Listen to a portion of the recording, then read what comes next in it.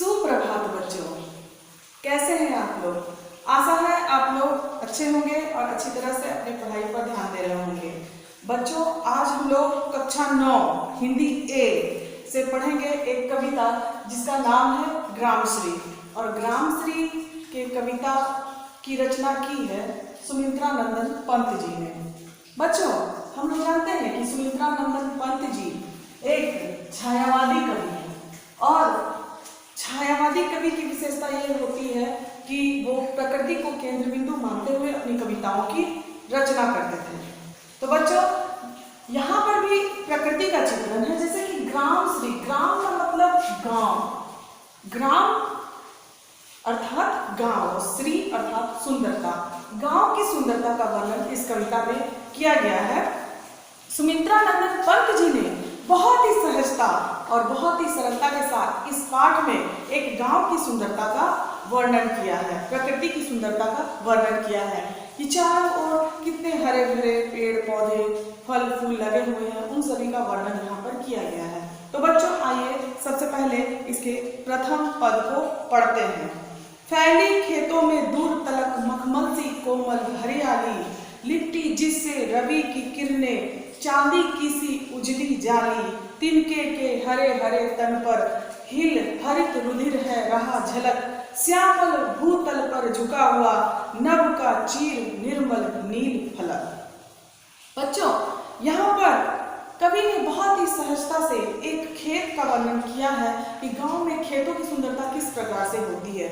फैली खेतों में दूर तलक मखमल सी कोमल हरियाली, अर्थात दूर दूर तक खेतों में मखमल सी कोमल हरियाली फैली हुई है। मतलब जो हरे हरे घास है वो मखमल के समान दिखाई दे रहे हैं, वो मखमल के समान मुलायम और कोमल प्रतीत हो रहे हैं। लिपटी जिससे रवि की किरणें चांदी की सी उजली जाली। रवि, रवि अर्थात सूर्य।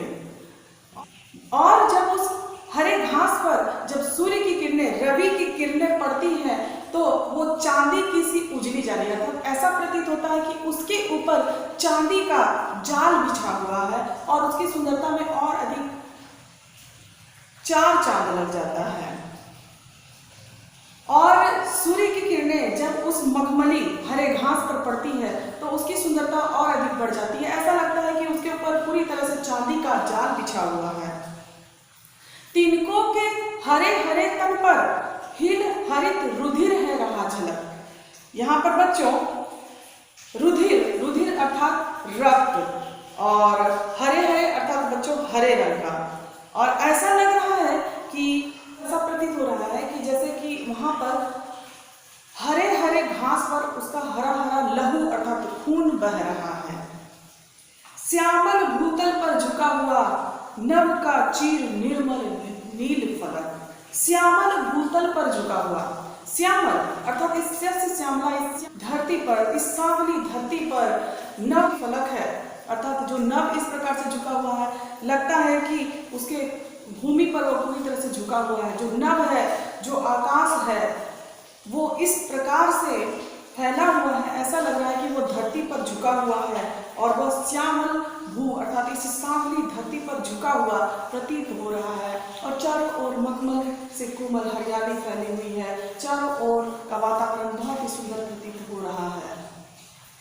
और जब हरे हरे खेतों में जब सूर्य की किरणें पड़ रही है तो ऐसा लग रहा है कि उसमें चांदी का जाल बिछा हुआ है और उस हरे हरे तिनकों में ऐसा लग रहा है कि हरा हरा रक्त बह रहा है। तो इस प्रकार से यहाँ पर खेत का वर्णन किया गया है, खेतों की सुंदरता का वर्णन किया गया है। आशा है बच्चों आप लोग इसके पहले पंक्तियों को समझे होंगे, प्रथम पंक्तियों का अर्थ समझे होंगे। बच्चों, अब हम इसके द्वितीय पंक्तियों को समझेंगे। वांछित सी लगती वसुधा आई जो गेहूं में बाली, अरहर सनई की सोने की किंकड़ियां है शोभा वाली, उड़ती भीनी तैलाक्त गंध फूली, सरसों पीली पीली लो हरित धरा से झांक रही नीलम की कली तीसी नीली। बच्चों, इसके कठिन शब्द को देखते हैं। रोमांचित अर्थात कि बहुत ही रोमांचक लगना, बहुत ही एकदम रोमांचित कर देना, मनोरंजक, आकर्षक। वसुधा, वसुधा अर्थात धरती, पृथ्वी। अरहर, अरहर बच्चों एक प्रकार का प्रजाति की होती है उसे सनई कहा जाता है। और किंकड़ियाँ अर्थात करधनिया, किंकड़ियाँ का अर्थ है करधनिया। और भीनी, भीनी अर्थात मंद मंद। तैलाक्त अर्थात तेल के समान। तो बच्चों आइए इसके अर्थ को जानते हैं। रोमांचित सी लगती वसुधा आई जो गेहूं में वाली, मतलब वसुधा अर्थात ये धरती, ये पृथ्वी, ये धरती, ये पृथ्वी बहुत ही रोमांचित सी लग रही है। चारों ओर का वातावरण बहुत ही मनोरंजक, आकर्षक और सुंदर प्रतीत हो रहा है। आई जो गेहूं में वाली, और जितने भी खेतों में जो जौ है, गेहूं है, उनमें बालियां आ गई। जब बीज का रोपण होता है तो बच्चों जब अनाज पैदा होता है तो उसमें बालियां आ जाती हैं, पहले उसमें बालियां लगती हैं, तो वो बालियां आ गई हैं। अरहर सनई की सोने की किंकड़ियां हैं शोभा वाली। और अरहर दाल सनई और ये सब की जो किंकड़ियां हैं, ये सब के जो बालियां हैं वो बिल्कुल सोने के समान दिखाई पड़ रही हैं। जिस प्रकार से जो करधनिया होती है वो सोने के समान दिखाई पड़ती है, उसी प्रकार से अरहर सनई इत्यादि के जो बालियां हैं वो भी सोने की करधनियों के समान दिखाई पड़ रही हैं। उड़ती भीनी तैलाक्त गंध, फूली सरसों पीली पीली। और खेतों में चारों ओर सरसों के फूल खिले हुए हैं और उन सरसों के फूल से तेल युक्त गंध निकल रहा है, मंद मंद खुशबू निकल रही है तेल के समान। उड़ती भीनी तैलाक्त गंध, मतलब भीनी भीनी खुशबू, जो मंद मंद खुशबू होती है, तेल युक्त खुशबू, तेल के समान जो खुशबू होती है वो खुशबू चारों ओर फैल रही है। फूली सरसों पीली पीली, और चारों ओर सरसों के फूल खिले हुए हैं। लो हरित धरा से झांक रही नीलम की कली तीसी नीली। और खेती की गई है, तीसी की खेती की गई है। बच्चों ये सभी दलहन प्रजाति के अनाज होते हैं जिसकी खेती की गई है और बहुत ही सुंदर वातावरण प्रतीत हो रहा है। बच्चों अब आइए हम लोग इसके तीसरे पंक्तियों को देखते हैं। रंग रंग के फूलों में रिलमिल हंस रही सखियां मटर खड़ी, मखमली पेटियों से लटकी छिमियां छिपाए बीज लड़ी।